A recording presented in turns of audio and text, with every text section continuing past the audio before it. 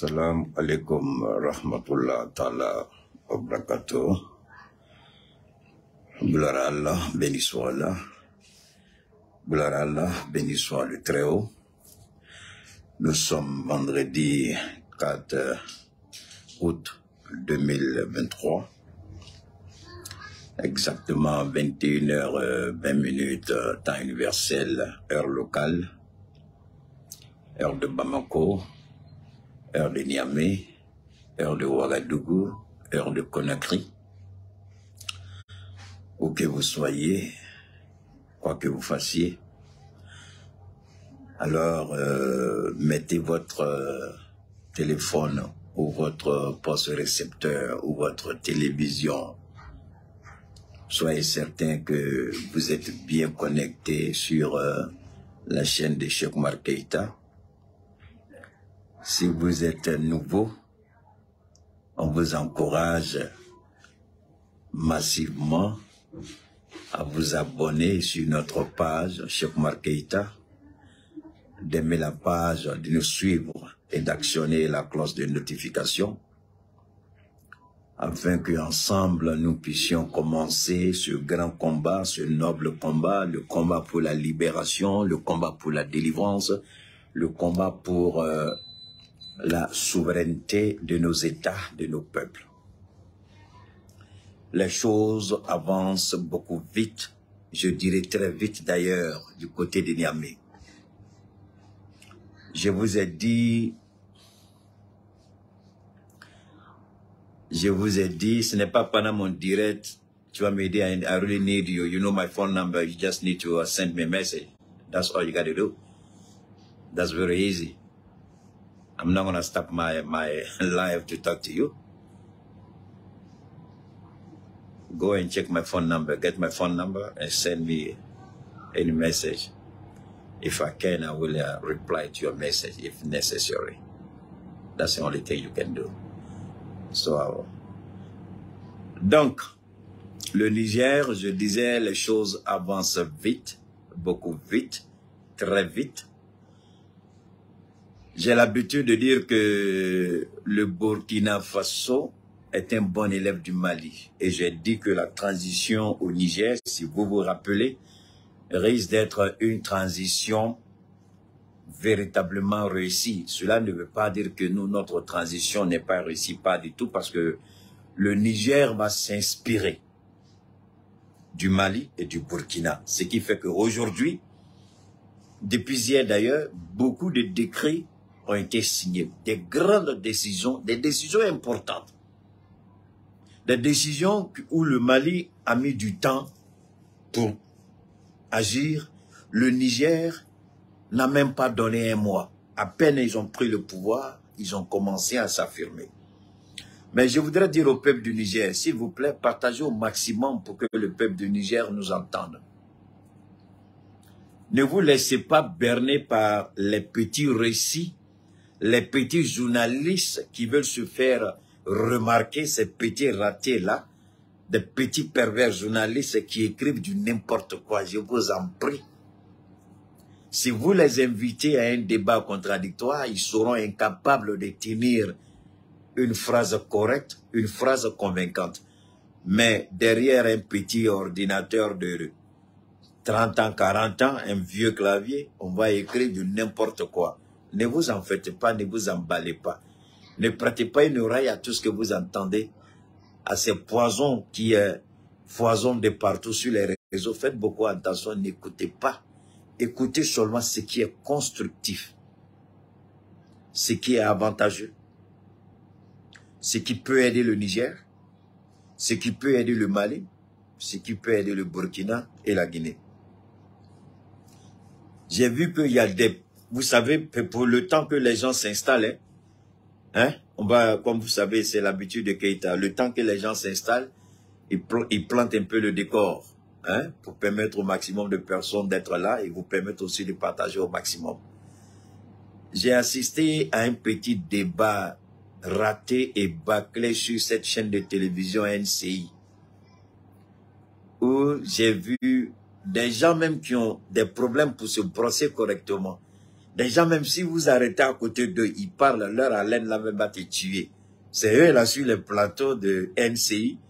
Vous les voyez dans les rues à Djamé. Je ne sais pas si c'est là toujours le black market. Allez acheter ces vieux costumes qui sont parachutés de l'Occident. La friperie, c'est sur NCI TV, ils vont s'asseoir et puis ils parlent de notre Niger. Ils parlent de notre dirigeant, de notre général, hein, Abdraman Tiani, on parle de lui. C'est comme c'est son camarade. Parce que tout simplement, il y a eu cette chaîne de télévision pervers appelée NCI se livre à ce petit jeu. Ils l'ont fait avec le Mali. Je les ai regardés. Je dis, accorder une importance à ces gens-là, c'est nous rabaisser, c'est nous ridiculiser. C'est pourquoi je dis au peuple du Niger, faites beaucoup attention. Vous allez entendre n'importe quoi sur la télévision ivoirienne. Ils n'ont pas autre objectif parce que c'est la femme d'Alassane Ouattara et c'est le petit d'Alassane Ouattara, Dominique Ouattara et Patrice Savignon. C'est tout. Alors, si vous perdez votre temps à aller écouter la merde là-bas, ils ont déjà abruti la plupart des jeunes Ivoiriens. Ils ont déjà abruti les gens là-bas. Les gens ne réfléchissent même pas. Tout ce qu'ils font là-bas, c'est buzz, buzz, buzz, buzz. Vous avez vu, il y a une de leurs, la sœur de Makosso, elle a créé buzz en Côte d'Ivoire. Mais nous, ça ne nous a pas distrait. Une femme qui n'a aucune dignité. Une femme qui passe dans la culotte de tous les hommes possibles. Seul Dieu sait le nombre d'hommes qu'elle a conduits dans sa vie. Des enfants avec des paternités différentes. Une femme qui n'a aucune crédibilité sur le plan moral.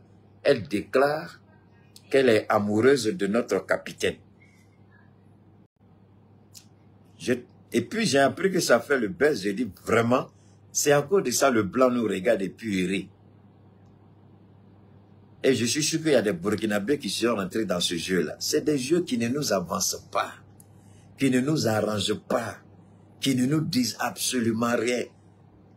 Qu'elle soit amoureuse, si elle est femme là, elle connaît la route de Ouagadougou. Ou bien, elle ne connaît pas la route de Ouagadougou.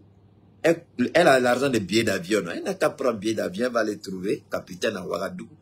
Elle va voir. Donc, si au Burkina, il n'y a pas femme, et puis dans ses propos, elle manque de respect à la femme du capitaine, bon, laissons ça tomber. Parler de ça, c'est lui donner une importance qu'elle n'a pas. Alors donc, avant qu'on parle du Niger, il y a... Permettez-moi, je vais arrêter mon... J'ai acheté un truc là. Attendez, je vais... Oh merde. Donne-moi une seconde, je vais arrêter ça là. Voilà. Merci. Alors, il y a une femme qui a fait la honte des femmes. Et j'ai honte. Je ne sais pas si elle est Bazoum ou une certaine intimité. Je ne sais pas, elle est nommée ambassadeur en France. Elle a été révoquée. Elle dit que la décision du général Tiani n'a aucun effet et qu'elle reste en poste en France, à Paris. Mais elle n'oublie pas qu'elle est... Et puis ça là, c'est diplomate. Hein. Ça là, c'est diplomate de Bazoum. Donc si elle est à Paris là, comprenez bien pourquoi elle est à Paris. Pourquoi Bazoum l'a menée à Paris. Elle a montré maintenant réellement que pour elle, ce n'est pas affaire de Niger. Peut-être qu'il y a une relation autre qu'on ne sait pas entre elle et Bazoum. Donc ce qui fait que, quand on dit que sa fonction est terminée à prix fait, elle ne croit pas. Mais, je vais répondre à cette vieille femme-là. Je vais vous montrer sa photo, puis je ne serai pas pressé. Peuple du Niger, les Nigériens qui sont en France là, restez tranquilles. Elle peut raconter sa petite vie de misère, mais elle n'est rien, elle est finie. Elle ne sera rien.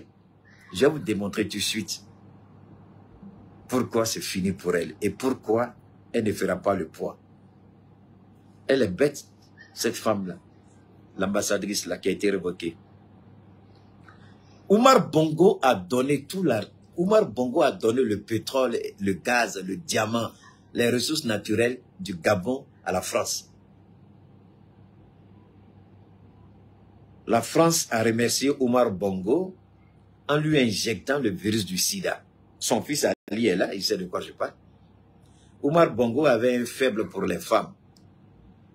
Et c'est comme ça que la France a eu Omar Bongo à travers les femmes. Parce que chaque week-end, on envoyait des jets privés ramasser les femmes. Même Omar Bongo avait une copine au Mali. Donc, il est mort. Hein. Je ne peux pas mentir sur lui. Il est mort. Mais sa famille sait de quoi je parle. C'est comme ça, quand ils étaient prêts à finir avec Omar Bongo, quand il a commencé à dire non, ils ont fini avec lui. Mobutu Sese Seko, la Belgique et la France, ils ont refusé à Mobutu Sese Seko d'aller se soigner en Europe. Donc cette petite ambassadrice qui a été révoquée là, elle n'a qu'à savoir tenir sa langue. Parce qu'elle ne sait pas qui elle a fait. Les Européens n'ont pas d'amis, ils ont des intérêts.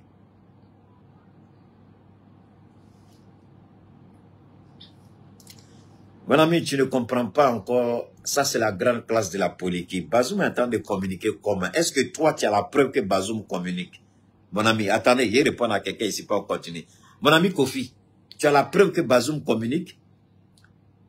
Tu vas écouter sur les réseaux. Tu vas écouter des journalistes. Tu vas écouter et puis tu viens dire, c'est ce que je vous dis, arrêtez. Moi, je te respecte, hein, comme tu es Kofi là, je te respecte. Tu ne me connais pas, je ne te connais pas. Mais il ne faut pas écrire ces genres de commentaires dans mon direct. Parce que tu n'as aucune preuve.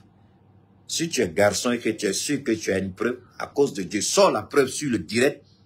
J'arrête mon direct et puis toi, montre-nous la preuve que Bazoum communique. Parce qu'un journaliste a écrit, c'est ça ta source. Parce que Serge Daniel a parlé, c'est ça ta source. Parce que Jeune Afrique a parlé, c'est ça ta source. Quand on vous dit l'éveil de la conscience, là, c'est tout ça.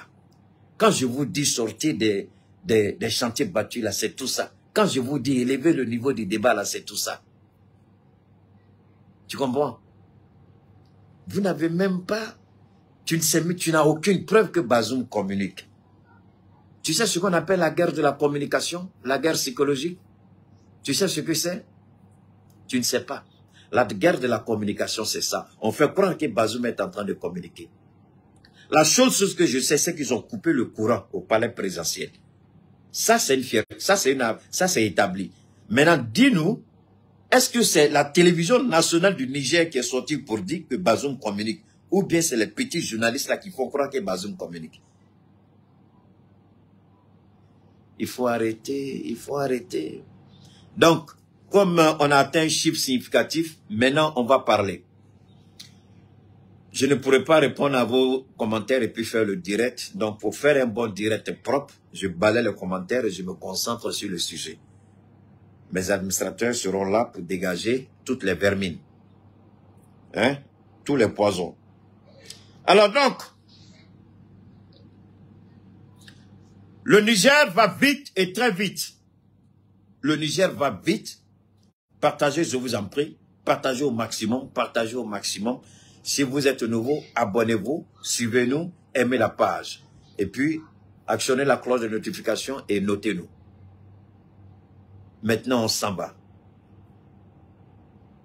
Le président du Nigeria, j'ai posté une publication sur le président, vous l'avez vu, il était ivre. C'est un président qui, la plupart des présidents du Nigeria, à l'exception de Jonathan Goodluck et puis Buhari qui est parti. La plupart des présidents du Nigeria, ils ont deux vices. Le sexe et puis l'alcool. Je reprends. La plupart des présidents du Nigeria, ils ont deux vices. Le sexe, ça veut dire femme et puis alcool. Le président actuel du Nigeria est un alcoolique avéré, établi, vérifié. J'ai fait une publication, vous l'avez vu comment il était ivre et puis il dansait. Ce n'est pas tout. Au Nigeria, il y a une maladie. Quand vous êtes milliardaire au Nigeria, vous devenez incontrôlable au niveau du sexe.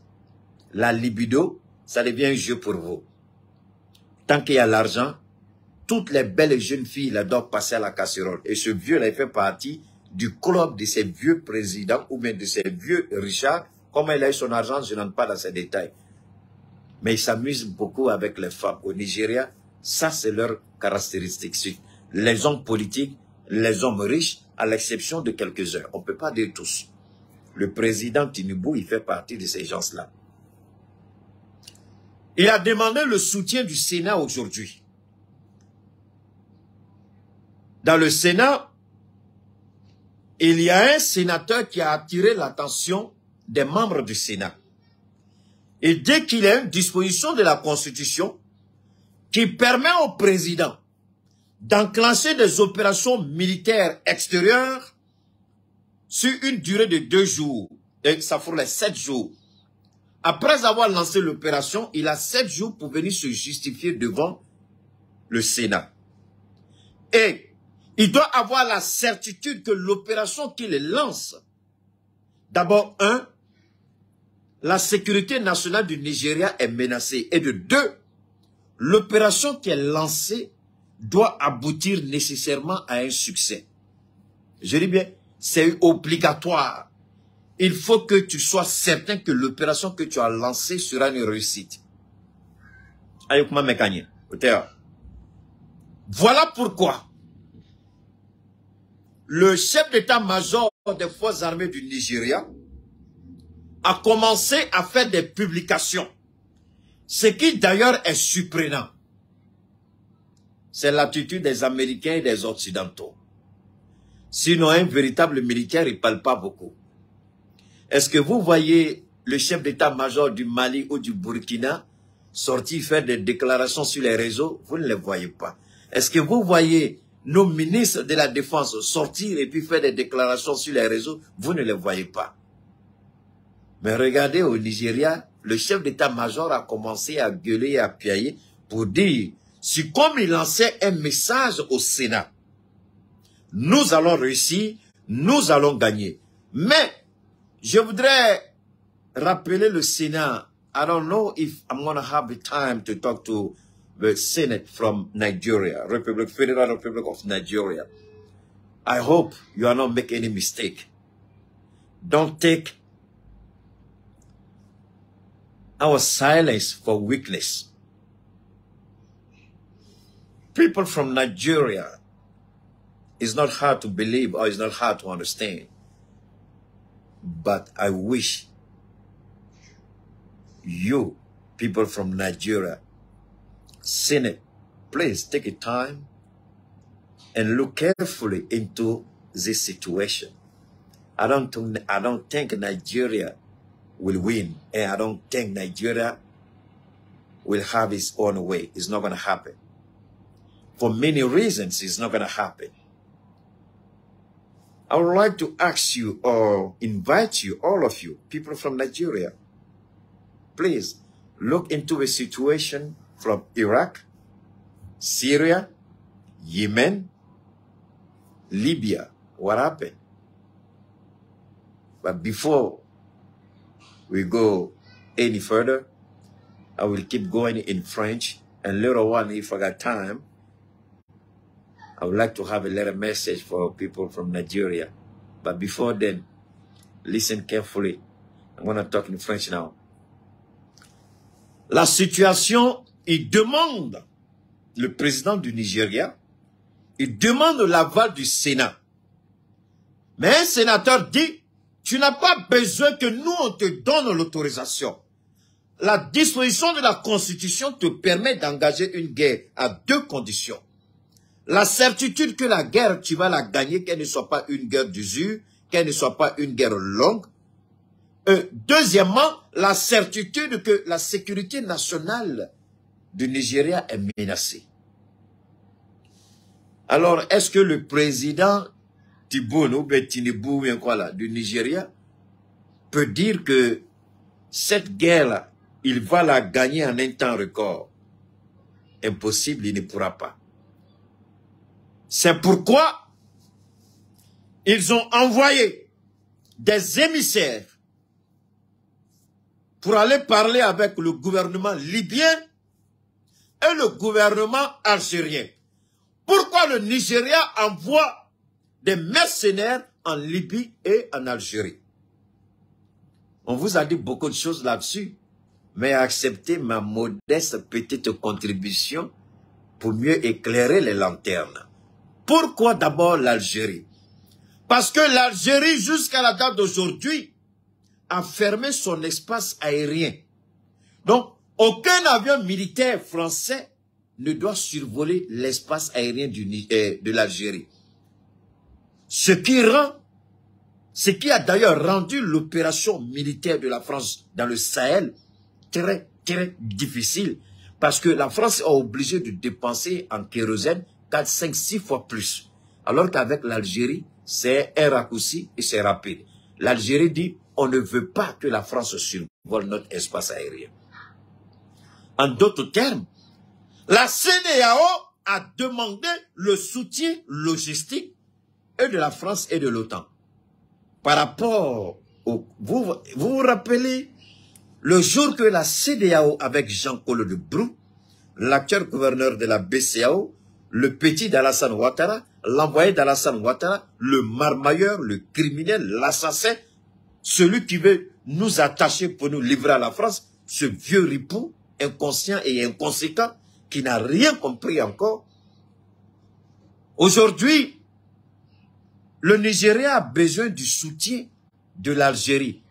Parce que la France a dit, on ne peut pas faire d'intervention militaire.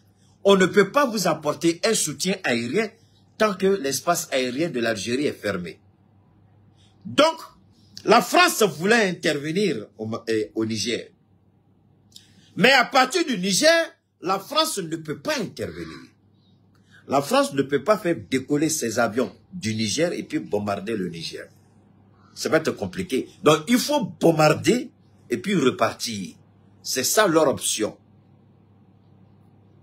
Il faut bombarder les armes lourdes. Parce que si le Nigeria fait entrer les troupes terrestres, ce sera un carnage pour la CEDEAO. Donc, ils ont besoin d'un soutien aérien. Et le soutien aérien, c'est la France. Vu l'accord qu'ils ont avec la France. Ils ne peuvent pas utiliser l'accord du G5 Sahel parce que le Niger est dans le G5 Sahel. Le Niger va refuser, le Burkina va refuser, la Mauritanie va refuser. Donc, ils ne peuvent pas utiliser l'accord qu'ils ont au G5 Sahel. Vous voyez comment Dieu est en train d'attacher ces gens-là. Ça, c'est des calculs qu'ils n'avaient pas fait. Ça, c'est des choses qu'ils n'avaient pas vues. Voilà pourquoi l'opération sera très, très, très coûteuse pour la CEDEAO, enfin, pour le Nigeria, parce que il y a seulement la Côte d'Ivoire et le Sénégal qui ont décidé. Et le Sénégal aussi avait besoin de l'espace aérien de l'Algérie par rapport à ses troupes. Le Sénégal est au bout. On va écouter tout à l'heure la ministre sénégalaise des Affaires étrangères. Le Sénégal est au bout. Mais le Sénégal veut intervenir tout de même. Pendant que les Sénégalais crachent, pendant que le Sénégal est en train de s'écrouler sous le poids de la dette, pendant que la Côte d'Ivoire est en train de réchelonner sa dette et que la Côte d'Ivoire s'écroule sous le poids de la dette, Alassane Ouattara trouve qu'il a les moyens de financer une guerre. La Banque mondiale vient d'accorder un prêt à la Côte d'Ivoire pour échelonner la dette ivoirienne. Alassane Ouattara dit qu'il veut faire cette guerre. Il pense que ce sera une guerre éclair. Les Américains ont que lancé une guerre éclair en Irak par rapport à l'invasion du Koweït. Mais après, la guerre éclair n'a pas été aussi éclair que ça parce qu'il a fallu à George Bush le fils, pour venir laver l'affront de George Bush le père. Voilà pourquoi il y a eu l'invasion de l'Irak. Les Américains n'ont jamais voulu envoyer les troupes au sol. Ils ont seulement fait survoler les F-16 pour aller bombarder les positions irakiennes au Koweït. Et les Irakiens ont fait demi-tour. Donc les Irakiens n'ont jamais été battus en Koweït. Ils ont juste fait demi-tour pour revenir prendre leur position. Alors, George le fils, je parle de George Bush le fils. Tu veux quoi? Faut dire à ta maman de te donner. Bon. Le frigo est déjà ouvert. Prends ça pour aller.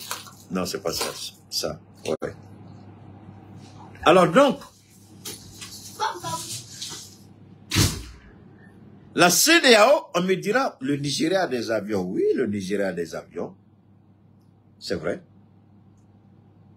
Mais nous avons des radars. Rappelez-vous que le Mali a bombardé un drone américain, l'un des drones les plus chers au monde, qui avait violé notre espace aérien. Le Mali a bombardé le drone. Les Américains n'en ont jamais parlé. La seule chose que les Américains ont dit, que le Mali est trop équipé. Et que le Mali a des armes qu'un pays un pays sous-développé ne devrait pas avoir. Que le Mali est trop équipé et que les armes du Mali, c'est pas normal. C'est ce que les Américains ont dit. Donc, ils savent la puissance de frappe du Mali, la force de frappe de notre, comment on appelle, de notre armée de l'air. Nous avons des drones de surveillance, nous avons des drones de combat.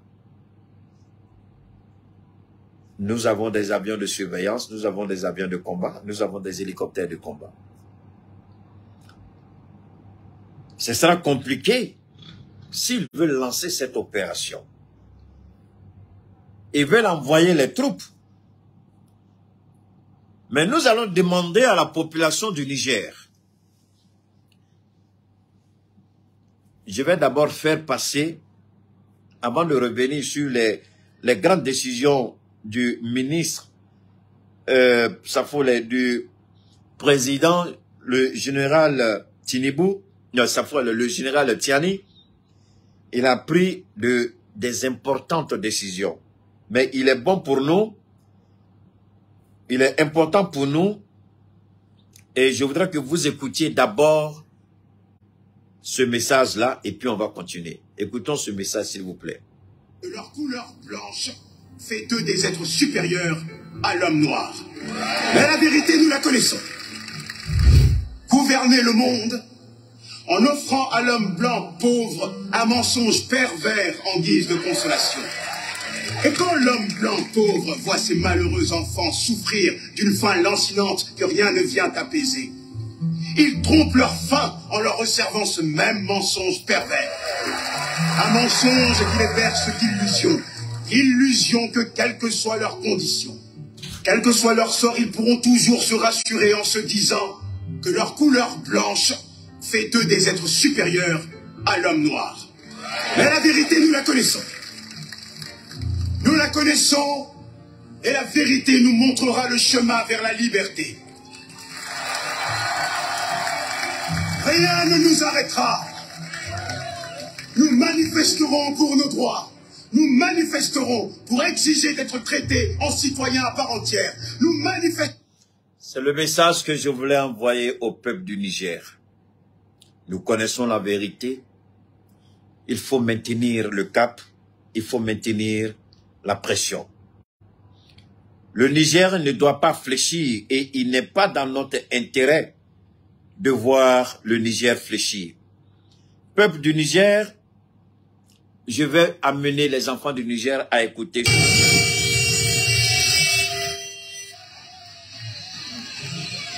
Moi, la première des choses que je vais m'adresser à la France. J'ai entendu dire, la France dire, l'Union européenne dire qu'il va nous couper les ponts. Moi, ce que je veux dire à la France, est-ce que lorsque Dieu nous a créés, il a demandé d'abord à la France, ou bien il nous a confié à la France?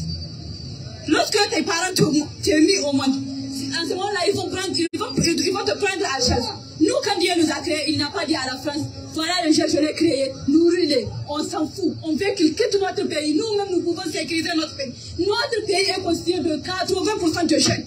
Nous pouvons nous-mêmes sécuriser, nous sommes un bouclier. S'il vous plaît, la France, sortez de nos affaires, quittez. La France dit qu'elle ne quittera pas le Niger. On va parler de ça. La France dit qu'elle ne partira pas, que ce ne sera pas comme au Mali et au Burkina. Avant de continuer, peuple digne du Niger, mon message au peuple du Niger, je vous en prie, écoutez-moi. Il y a une manière d'agir. Le Mali a bouclé la MINUSMA qui ne pouvait même pas se lever. Même pour aller boire l'eau, la MINUSMA doit demander la permission. Si la France dit que les soldats français ne quittent pas le Niger, j'avais déjà prévenu, à l'époque, j'avais dit, il faut positionner nos blindés devant toutes les bases militaires et imposer un blocus. Un blocus aérien et un blocus terrestre.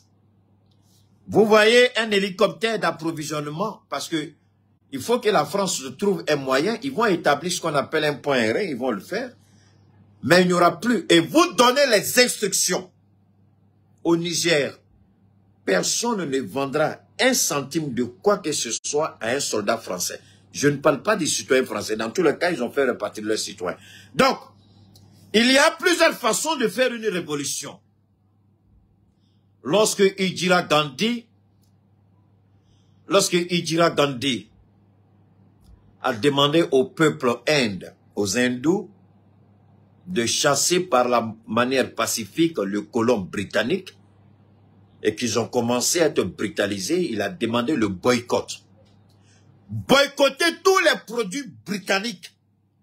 Ils ont tout boycotté et la Grande-Bretagne s'est rendue compte de la gravité de la situation. Si la France ne veut pas quitter le Niger, nous allons demander au peuple du Niger dans un premier temps de boycotter tous les produits français, tout ce qui est français. Commencer à boycotter tous les produits français. Ça, c'est un premier élément. Deuxième élément, comme l'a fait à l'époque en Côte d'Ivoire et comme nous avons décidé de le faire, parce que c'est moi qui avais lancé ce message, je dis, si la MINUSMA ne part pas, nous allons immobiliser les véhicules de la MINUSMA par tous les moyens à notre disposition. Ce jour-là, ils ont envoyé mon nom au niveau des Nations Unies, partout, vous pouvez imaginer, que Keïta a demandé que les Américains ont fait un communiqué par rapport à ce que j'ai eu à dire. J'ai dit aux Américains, vous ne pouvez pas me mettre en garde. Vous n'avez ni autorité ni moyens. Je suis chez moi dans mon pays. Ce qu'on ne fait pas chez vous, on ne le fera pas dans mon pays. J'ai été chez vous plus de 17 ans. J'y ai vécu et j'ai vu comment l'Américain est traité. Alors vous voulez que chez nous on foute la merde, alors que chez vous on sait comment les gens sont traités. Et c'est un message clair que j'avais envoyé. C'est le même message. Et moi, la MINUSMA avait commencé à me regarder d'un autre œil parce qu'ils savaient que j'étais déterminé et engagé. Je ne suis pas au Niger, mais je vous demande, peuple du Niger, si moi je l'ai fait sans craindre la MINUSMA au Mali, vous pouvez le faire. C'est votre pays, c'est votre droit. Vous avez entendu le message d'espoir que j'ai mis tout à l'heure. C'est pour vous. C'est pour la jeunesse. Cette jeunesse que je ne cesse d'appeler tous les jours pour assumer et prendre pleinement toute sa responsabilité dans ce combat emblématique et historique. C'est vous qui allez chasser l'armée française. On a vu ce que le petit Akaya a fait. Avec un lance-pierre, il a fait descendre un drone français. Le peuple burkinabé a empêché l'armée française de traverser le territoire du Burkina Faso. Ils ont fait demi-tour, ils sont passés par le Niger. Si les enfants, l'enfant il n'a même pas 10 ans, le petit qui a fait descendre le drone français de l'armée française, le petit n'a même pas 10 ans. C'est un gamin. C'est sa grand-mère qui allait le chercher après au poste de police parce qu'on l'a mené pour sa protection. Si l'armée française ne veut pas partir, le peuple du Niger, ne permettez pas que le syndrome du Rwanda ou du Libéria, parce qu'on a vu ce que l'armée nigériane a fait au Libéria. On a vu ce qu'ils ont fait au Libéria. On a vu les crimes qu'ils ont commis au Libéria. On a vu le génocide de l'armée nigériane au Libéria, au nom de la CEDEAO et Comog. Peuple du Niger, restez déterminés, solides et vaillants. L'histoire est un témoignage et les faits historiques sont têtus. L'histoire nous enseigne. L'histoire éveille notre conscience. L'histoire nous permet d'éviter les erreurs du passé. On a pris bonne note de la duplicité du colon, du menteur, du maniaque, la France. Peuple du Niger, à l'époque du génocide rwandais, il n'y avait pas Internet développé à ce point avec les réseaux sociaux. À l'époque de la situation au Libéria, même s'il y avait YouTube, nous n'avions pas la possibilité de nous adresser comme nous le faisons en ce moment. À partir des réseaux sociaux, communiquer avec le monde entier, communiquer avec le peuple du Niger. Aujourd'hui, nous avons cette capacité, cette possibilité. Kaya nous a montré la voie. Peuple du Niger, ce que nous demandons, ce n'est pas de la mer à boire, ce n'est pas de la nivaquine. À Kaya, la population a immobilisé le convoi français et exigé qu'il fasse demi-tour, qu'il ne traversera pas le territoire burkinabé pour aller déstabiliser le Mali. C'est Bazoum qui leur a permis de passer par le Niger. Peuple du Niger. La population peut immobiliser les bases militaires françaises. Vous imposez un blocus. Comme vous l'avez vu au Soudan. Comme la population est sortie devant la présidence. Vous sortez comme vous êtes sortis. Vous sortez comme vous sortez en ce moment. De l'intérieur du pays, invitez les jeunes sur Niamey. Qu'ils viennent vous porter main forte pour attendre la CEDEAO et pour immobiliser. Si la France ne veut pas que ses soldats quittent, après que le gouvernement ait dénoncé, vous imposez un blocus. Ils ont le courant là-bas, non? Monsieur le président, monsieur le général, comme le Nigeria a coupé le courant, hein, je sais que l'armée française, certainement, ils doivent avoir un groupe électrogène, certainement, mais ils auront besoin de carburant. Carburant là-bas quitter où? Leur carburant là, c'est pas en Côte d'Ivoire, ils vont prendre. C'est pas au Sénégal, ils vont prendre. Monsieur le président, coupez le courant qui est là-bas. Ils vont mettre leur moteur en marche. Quand le carburant là va finir, là, ils vont savoir. Et les approvisionnements qu'ils ont là, quand ils vont commencer à se rendre compte qu'il n'y a pas un moyen de s'approvisionner, et puis ne permettez plus à un avion militaire français d'atterrir sur le sol français. Jamais, c'est fini. Approvisionnement, il n'y en a plus. Vous coupez l'approvisionnement de l'armée française au Niger. Je dis bien, monsieur le président, vous coupez l'approvisionnement. Vous coupez le courant. Vous coupez l'eau. Vous coupez le courant, vous coupez l'eau. Si la France dit qu'ils ne vont pas, couper l'eau et puis couper le courant. Et vous les empêchez par tous les moyens de circuler dans la ville de Niamey. Ils sont cantonnés, ils ne sortent pas. Alors on va voir ce qu'ils vont faire, s'ils vont rester ou s'ils ne vont pas partir. Le Mali les a cantonnés. Comme le Mali a cantonné la MINUSMA. Aujourd'hui, la MINUSMA est partie. C'est la MINUSMA part. Parce que c'est un gouvernement de transition qui fait partie de la MINUSMA. La France a menti. C'est à cause de cela que la dame, cette femme au Niger, elle a dit, ouais, sa photo, je vais vous montrer sa photo, c'est tellement que vous allez la reconnaître. Elle a dit, ouais, sa photo, la dame là, ouais, sa photo, je suis en train de chercher la photo de la dame. Elle dit que, oh merde, j'ai pas sa photo. J'ai pas sa photo. Elle dit qu'elle ne quittera pas. Attendez, je vais voir. Devant, attendez. La dame, elle dit qu'elle part pas. L'ambassadrice a fait de Bazoum parce que le président, le général Tiani, il a signé beaucoup de décrets aujourd'hui. Il y a beaucoup d'ambassadeurs. Je vais voir si je peux vous faire écouter un certain nombre de choses. Il y a beaucoup d'ambassadeurs qui ont été révoqués. Beaucoup d'ambassadeurs ont été révoqués, pardon. On va écouter ensemble. Partagez, je vous en prie. Continuez de vous abonner et partagez au maximum. Alors, on va voir. Je vais voir si je peux. Ok. On va écouter. Je vais voir si on peut. Hein. Je vais voir si on peut. Décret numéro 2023-013 portant nomination du secrétaire général du ministère de la Défense nationale. Le président du Conseil national pour la sauvegarde de la patrie, chef de l'État, décrète. Article 1er. Le général de brigade Sani Kaché, matricule OASM, est nommé secrétaire général du ministère de la Défense nationale. Article 2. Le secrétaire général du... Oh là là, c'est pas un problème. Donc, il y a des nominations. Maintenant, le peuple du Niger, comment il faut comprendre les nominations qui ont eu lieu aujourd'hui? Beaucoup de secrétaires généraux sont en train d'être révoqués de leurs fonctions parce que c'est des secrétaires généraux qui ont été nommés par la défunte... comment appeler ça? Le défunt gouvernement. Hein? Le défunt gouvernement, donc, il y a eu des décrets qui ont été signés.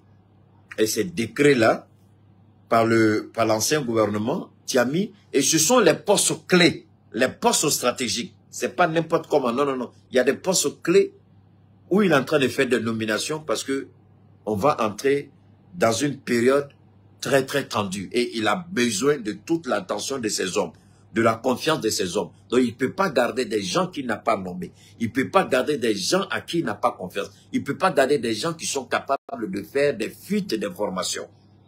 Donc, il faut nommer des gens avec qui il peut travailler pour la sécurisation et puis pour assurer le succès de cette transition. Voilà pourquoi il a commencé d'abord. Il a révoqué l'ambassadeur du Nigeria.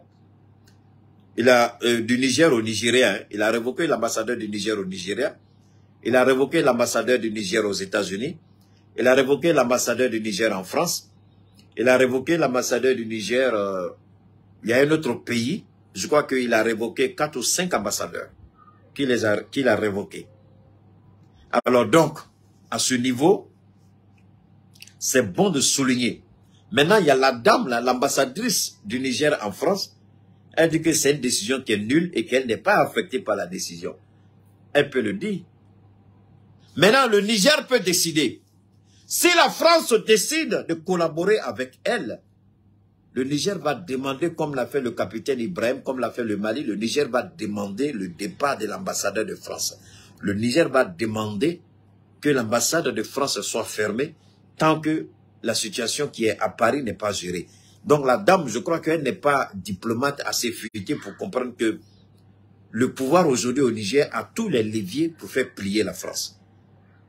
La France a besoin d'un canevas de communication et c'est l'ambassade et le consulat. Donc, si au Niger, on se rend compte que, malgré que la femme soit révoquée et qu'elle dit qu'elle est là et qu'elle continue de travailler avec la France, le Niger va demander le départ sans délai dans les 48 heures ou les 24 heures de l'ambassade de France. La France a voulu jouer à ce double jeu. Je crois que la France n'a pas intérêt.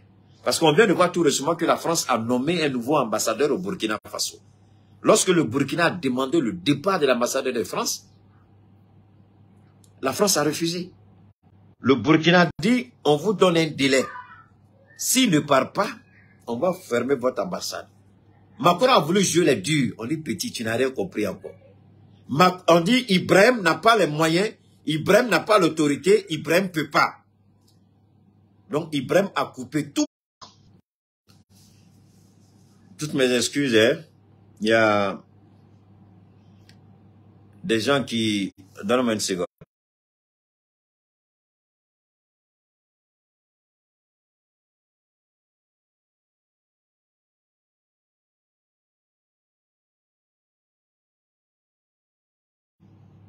Voilà, s'il vous plaît, si le volume est bon, vous me faites signe. On a été interrompu, on va reprendre rapidement. Est-ce qu'il y a le volume? Est-ce que c'est bon?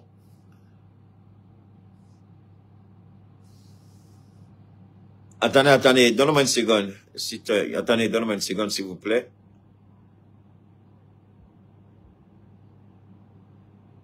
Ah, ok. Donnez-moi, attendez. Ouf.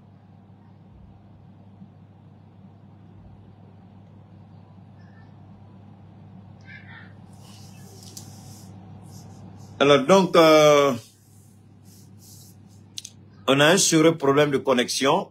Voilà. C'est bon? Ok, d'accord. Ok. Allez-y, je vous en prie, partagez au maximum. On va répondre. Alors, comme je le disais, le capitaine Ibrahim, il avait... C'est bon? Ok, on peut aller. Ok.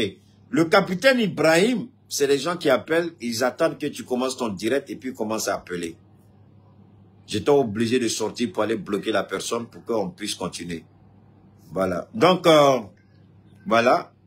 Alors, on va continuer. Donc, le capitaine Ibrahim avait exigé de la France le remplacement de son ambassadeur. Comme ils n'ont pas voulu, donc la présidence du Burkina Faso a coupé toutes les relations avec la France. Ils étaient obligés. Ils n'ont pas voulu. Ce n'est que hier ou avant-hier, que Macron a décidé de nommer un autre ambassadeur en remplacement, parce que l'autre est parti.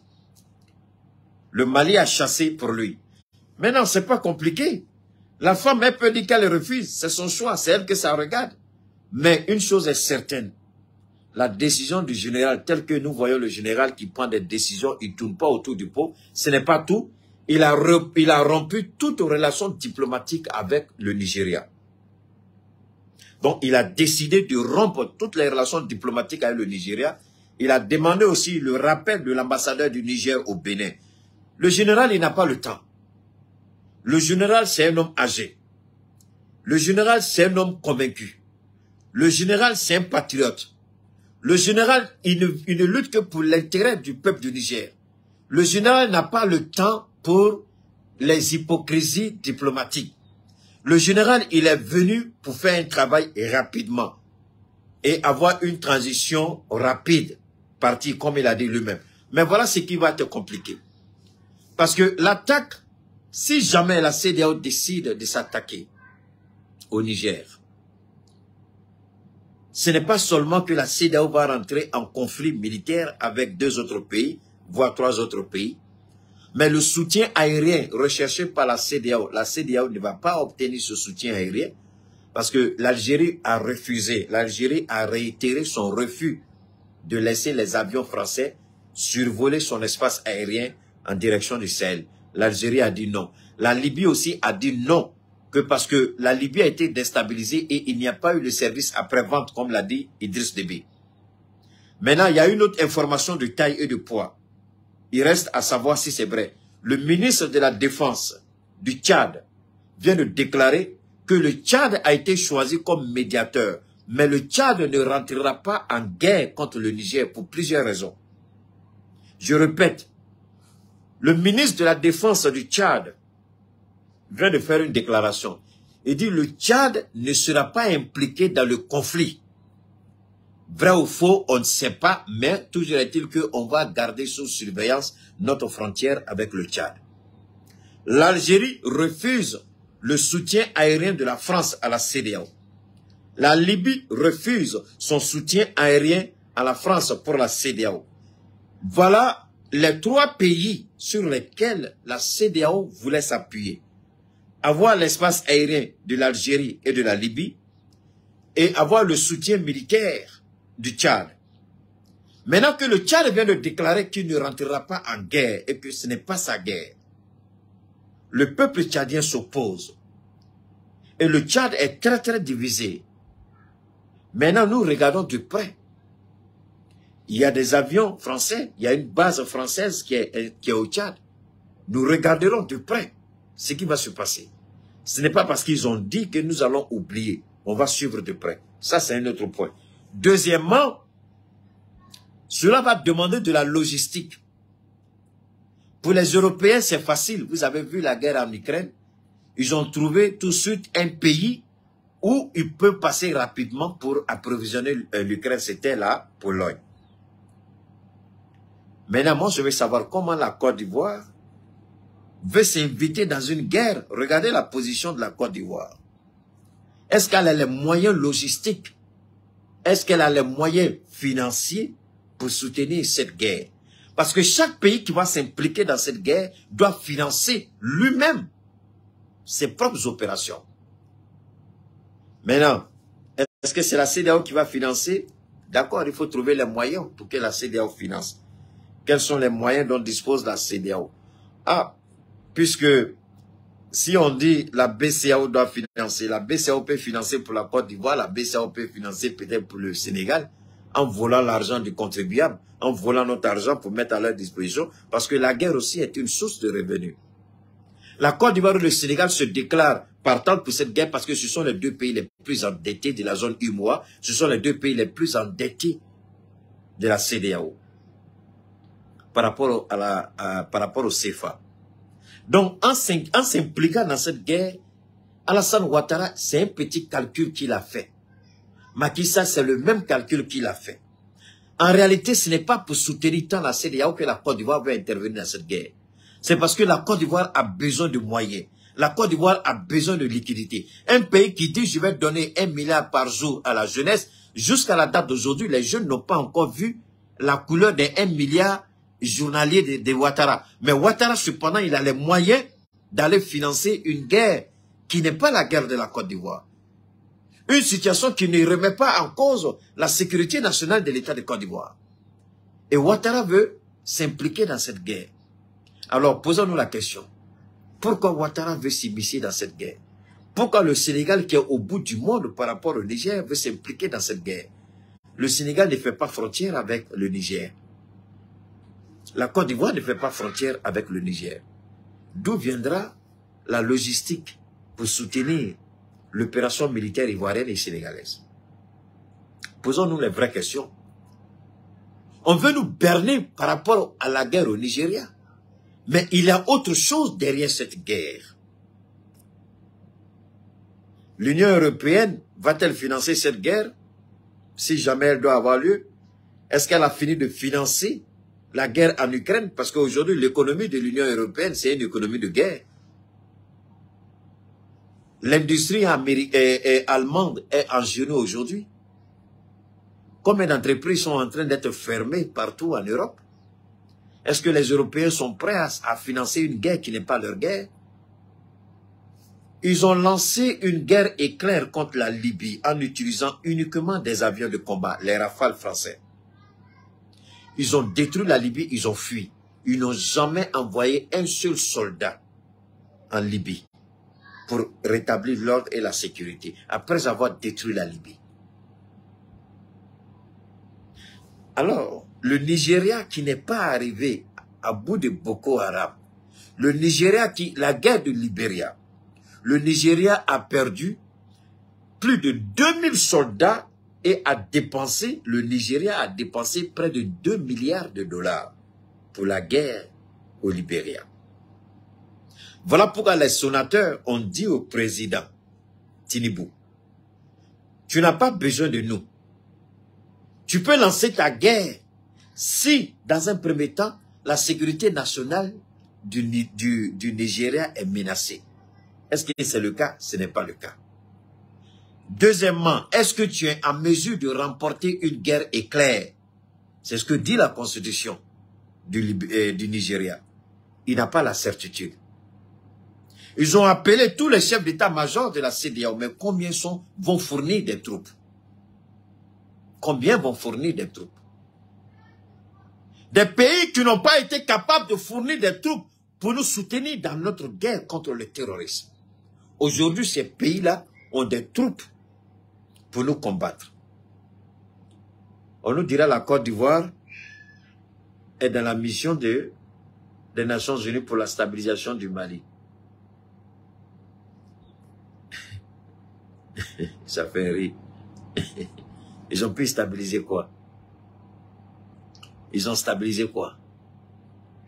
Au contraire, la Côte d'Ivoire a envoyé des mercenaires, 49 mercenaires, pour tenter de déstabiliser le Mali. Et on les a arrêtés. Ils ont fait 6 mois de détention, de privation de liberté. Il y en a même, quand on leur donnait le temps libre, il y en a même qui ont enceinté des Maliens dedans. C'est ça, la Côte d'Ivoire. On les attend. Il y a ce que je peux dire pour le moment. Je demande une mobilisation exceptionnelle de la jeunesse nigérienne. De toutes les régions du Niger, le président a déjà nommé des gouverneurs militaires. De toutes les régions militaires du Niger, soyez disponibles. partout où se trouvent les bases étrangères européennes, faites en sorte, dès l'instant où ils vont lancer les hostilités contre le Niger, établissez des blocus pour les empêcher de tout mouvement. Ce n'est pas tout. Je demande au président Tiani de suspendre la distribution de l'eau et de l'électricité dans les bases militaires françaises. Je dis bien les bases militaires françaises. Il faut couper l'eau et le courant. Comme le Nigeria a coupé le courant, comme le Bénin a bloqué nos marchandises, il faut couper l'eau et le courant. La réponse du berger à la bergère. Il faut couper l'eau et le courant dans les bases militaires françaises. Et en fait sortir un décret interdit à tout commerce au Niger de vendre quoi que ce soit aux soldats français sur le territoire du Niger. Et un autre décret pour dire que le peuple du Niger a le...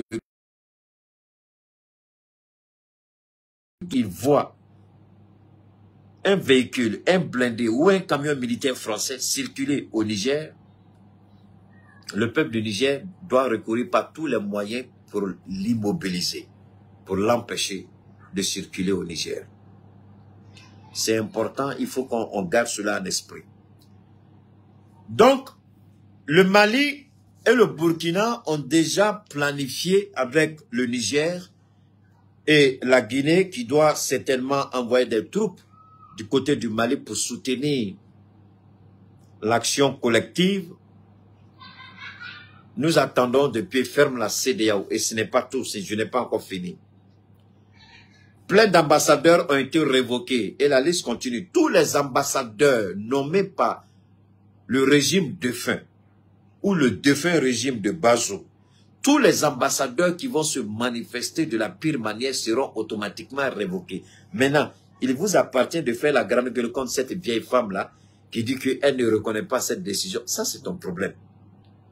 En tout cas, c'est ton problème. Parce que le problème, maintenant, ce qui va se passer, le Niger donne un ultimatum à la France. Vous coopérez avec elle, nous allons fermer votre ambassade au Niger. Maintenant, si elle sera à l'origine, c'est son choix, elle peut le faire. C'est pas la grande gueule, madame. Vous savez que le général, il a beaucoup de leviers pour amener la France. La France a fait la même chose au Burkina. Le capitaine est resté tranquille et serein. Aujourd'hui, c'est pas la France qui court derrière le capitaine pour demander sa signature. Parce que si le capitaine dit que le nouveau ambassadeur, il n'aime pas sa tête, il n'accepte pas la lettre d'accréditation, il retourne en France. Donc, le Niger peut saisir la France, d'accord, vu que nous avons révoqué notre ambassadeur et vous continuez de collaborer, nous ne voyons plus l'intérêt d'avoir des relations diplomatiques avec la France. On révoque donc votre ambassadeur. Maintenant, c'est l'armée du Niger même, Safroulin, qui va mettre blocus. On va demander à la population de fermer l'ambassade de France au Mali, au Niger autant pour moi. Donc c'est clair, c'est-à-dire que nous, on ne va pas rester à tergiverser. Le temps des faux discours est terminé, c'est le temps de l'action. Alors donc, à ce niveau, je vous ai déjà informé par rapport au Tchad qui a dit qu'il n'a jamais été question pour le Tchad de prendre part à une intervention militaire. Nous avons entendu la ministre des Affaires étrangères de Macky Sall qui dit que le Sénégal va intervenir, mais nous comprenons, nous connaissons les dessous de cette intervention. C'est pour masquer la situation d'Ousmane Sonko, c'est pour berner par rapport à Ousmane Sonko, et c'est pour chercher de l'argent par rapport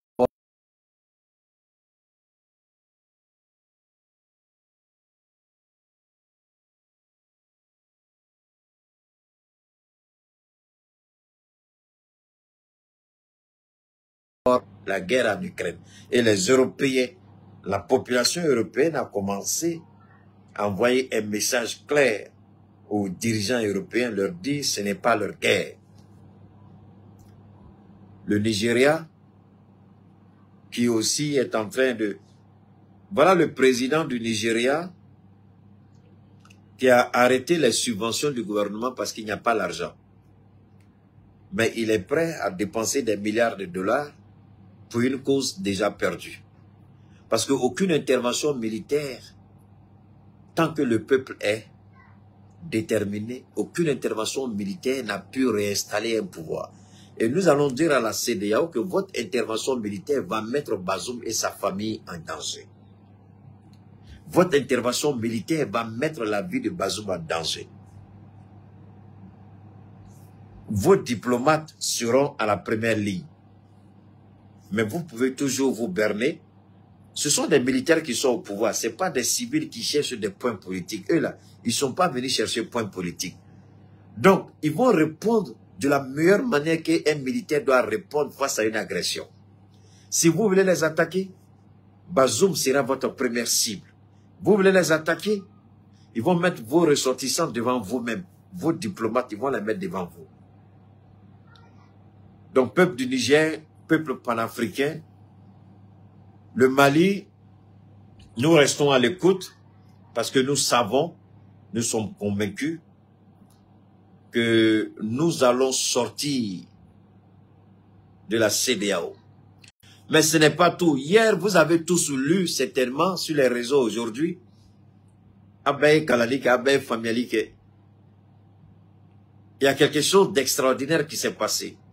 Pendant, je vous disais, au moment que j'étais en train de faire mon direct, je vous ai dit que la délégation de la CEDEAO était en train de négocier à Niamey.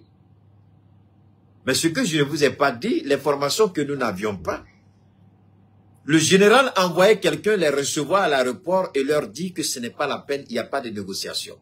Ils ont été refoulés. Donc la délégation de la CEDEAO a été refoulée à l'aéroport. Ils n'ont pas pu discuter avec les autorités de la transition qui sont en train de faire les nominations pour asseoir leur pouvoir et commencer véritablement leur transition. Je le répète, non seulement le président a refusé de recevoir la délégation de la CEDEAO, ce qui voudra dire en d'autres termes, il y a de fortes chances que le Mali aussi refuse désormais de recevoir une délégation de la CEDEAO. Ce qui veut dire désormais que nous allons prendre le temps que nous voulons pour organiser nos élections. Moi, la CEDEAO n'a qu'à bien réfléchir. Parce que la CEDEAO ne peut pas combattre en même temps ces trois pays-là. Ce n'est pas possible. La CEDEAO a le choix. Soit la CEDEAO réfléchit et raisonne, ou bien la CEDEAO s'engage dans un bras de fer, où la CEDEAO est perdante. Parce que si la CEDEAO continue à menacer le Niger, non seulement nous allons nous retirer de la CEDEAO, mais mieux, nous allons nous retirer de la zone franc. La France n'a pas compris. La France, elle n'a pas saisi encore la dangerosité de la situation. La France n'a pas encore mesuré la gravité de la situation. Elle croit encore qu'on peut changer. Parce que Ouattara ment, parce que Macky ment, parce qu'il croit que le Nigeria, c'est une grande puissance. Le Nigeria est un géant au pied d'argile. Je l'ai toujours dit. La CEDEAO est une coquille vide. Le Nigeria est un géant au pied d'argile. C'est d'un côté aujourd'hui qui est en train de donner de la visibilité à l'économie du Nigeria. Le Nigeria aujourd'hui n'a pas cette économie pour pouvoir se lancer dans une guerre. À l'état actuel des choses, le Nigeria ne peut pas financer une guerre. Au bas mot, pour commencer cette guerre, au minimum et au minimum, on a vu avec le G5 Sahel. Lorsque le G5 Sahel a formulé cette demande, lorsqu'on a demandé de soutenir le G5 Sahel, on a refusé. La CEDEAO croit que la situation de l'Ukraine va peut-être à maîtriser la situation et que les Européens vont financer la guerre qu'ils veulent entamer. Ils croient que les Européens vont les équiper. Ils veulent profiter de la guerre de l'Ukraine et amener les Européens, l'Union européenne, les États-Unis à les financer. Le G5 Sahel n'a jamais été financé. Le financement vient directement des Nations Unies. Mais les Nations Unies n'ont jamais dit que nous allons soutenir une action militaire de la CEDEAO. Ils ont dit que la CEDEAO est libre de prendre ses décisions et de les gérer à son niveau. Pour qu'on fasse intervenir l'OTAN au nom des Nations Unies en Côte d'Ivoire, il a fallu que la CEDEAO saisisse d'abord les Nations Unies qui ont décidé en ce moment-là de voter à l'unanimité une intervention militaire. Et la France s'est proposée de mettre ses rafales à la disposition de l'OTAN. Les Américains ont pourvu aux munitions, les Français ont pourvu aux avions. C'était la même chose au Niger et en Libye. La France n'avait plus de munitions. C'est les Américains qui fournissaient les munitions à la France lors de l'intervention en Libye. La France n'avait plus rien. Elle a fini son stock. Et Sarkozy a demandé à Barack Obama, sinon il y aura la honte. Le même Barack Obama qui a été humilié en Syrie par rapport à la ligne rouge. Nous disons aux Nigériens, faites beaucoup attention. Les petits chefs d'état-major qui sont allés s'asseoir, les petits élèves de la France qui n'ont rien compris. Nous, là, ce n'est pas le système français. Nous, là, c'est la Russie. On ne cache pas. Il y a beaucoup de choses qui se sont négociées ces derniers temps. Et comme ce sont des militaires qui sont au pouvoir, on ne peut pas venir comme des politiciens apporter ça comme ça à la lumière. Non. Beaucoup de choses se sont négociées ces 2 derniers jours. Et il y a des communications actuellement qui se passent. La CEDEAO va être surprise. La CEDEAO, wallah, si la CEDEAO lance cette opération militaire, non seulement la CEDEAO sera finie, ce sera la dernière opération, en tout cas du vivant de la CEDEAO.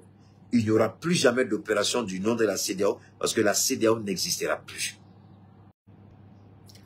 Nous sommes là, nous attendons de pied ferme. Nous restons à l'écoute, nous prêtons une oreille attentive. Beaucoup de nominations ont été faites au niveau du gouvernement. Le gouvernement est en train d'être mis en place doucement, doucement. Nous demandons toujours au peuple du Niger de rester solidaire à la transition. Nous demandons au M62 de prendre les devants par rapport à la mobilisation populaire et à la mobilisation de masse.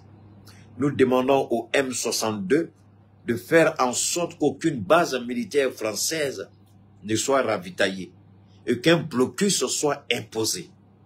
Un blocus. Qu'on coupe l'eau et le courant. S'ils ne veulent pas partir, on coupe l'eau et le courant et puis on impose un blocus. Les ambassadeurs qui ne veulent pas rentrer, qui ont été révoqués, il appartient au président Tiani de lancer un appel aux différents pays. Vous avez le choix. Soit vous continuez de travailler avec les ambassadeurs que nous avons révoqués et nous aussi, nous allons suspendre notre relation diplomatique avec vous, soit vous acceptez les nouveaux ambassadeurs que nous allons vous présenter. Parce qu'en acceptant les nouveaux ambassadeurs, ça veut dire qu'ils acceptent et qu'ils reconnaissent. Donc c'est sur ça, sur ce point, que nous allons nous dire au revoir, tout en espérant vous retrouver demain, Inch'Allah, pour un autre direct, avec plus d'informations, avec plus de détails, et sans oublier notre produit phare, le Thiamicine 75. Nous allons en parler demain, nous allons vous donner tous les contacts dont vous avez besoin par rapport à Yaya Touré, par rapport à ce qu'elle fait, parce que elle fait un travail extraordinaire. Je vous ai toujours dit, donc vous pouvez avoir Yaya Touré au 75 39 16 24. Yaya Touré, c'est la qualité, ce sont les chapeaux, ce sont les montres. Ça, c'est du Yaya Touré. C'est excessivement cher. Donc, vous voulez être bien habillé, vous voulez paraître élégant, vous voulez, vous avez un mariage, vous voulez habiller vos garçons d'honneur, vous avez une cérémonie, vous avez un baptême, vous voulez être élégant, vous voulez que vous soyez le seul à porter ce que vous avez et personne d'autre. Il y a un seul numéro, c'est Yaya Touré, elle est à Sotiba, elle est au 76 et 75 autant pour moi, elle est au 75 39 16 24, 75 39 16 24, c'est Yaya Touré. N'oubliez pas le Thiamicine 75, beaucoup de gens ont appelé. Demain encore, je vais venir avec d'autres informations relatives au Thiamicine 75. D'ici là, portez-vous bien, que Dieu vous bénisse. Bonne soirée et à très bientôt.